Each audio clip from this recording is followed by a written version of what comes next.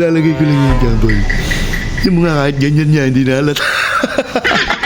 Haluin ba yan? Nako! Uy, sabi ko na nga ba, hindi na aamoy ko eh. Si JR, inasan nga pala si JR mo na. Pre, ginising ko si JR doon sa kanila. Oh, Aba, tulog pa. ba ano yun? Kaya nga ginising mo, itulog pa eh. Ano ka ba? Dapat kumain ka muna sa inyo eh. Bante ba? Nararamdaman ko na dito may pagkain eh. Nako. Ayaw noodles. Uy. Ano, ang sarap niyan, boy. So, ayun mga idol, good morning. KFT tayo, boy. Pansit Canton. Nararamdaman ko na, papunta na yung dalawa. Kaya ako nagluto ng pansit Canton, boy. Biglang dumating. Naisip ko kasi dyan. Ito, natatandaan nyo ba yan?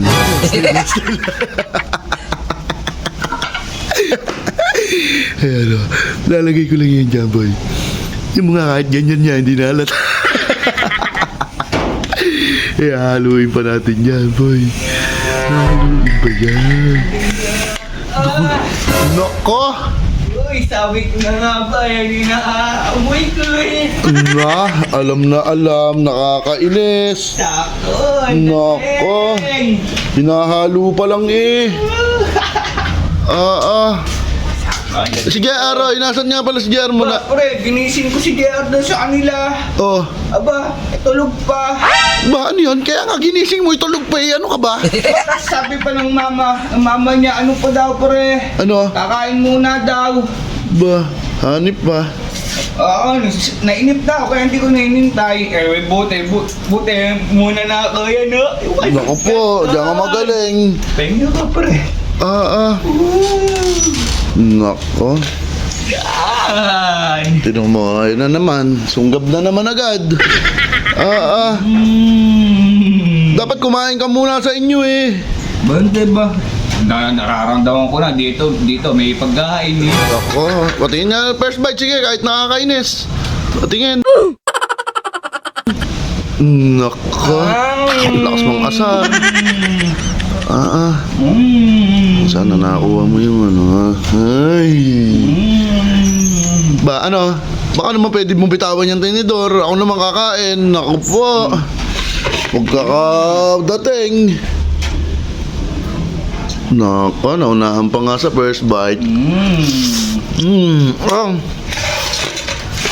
Dok.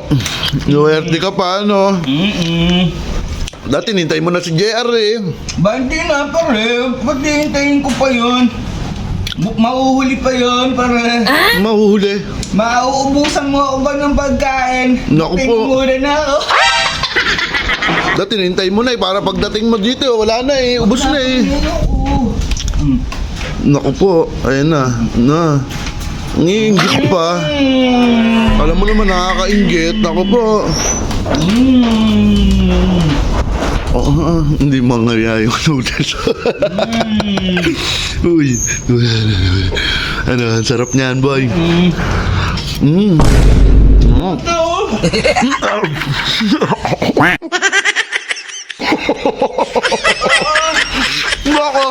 Magkama!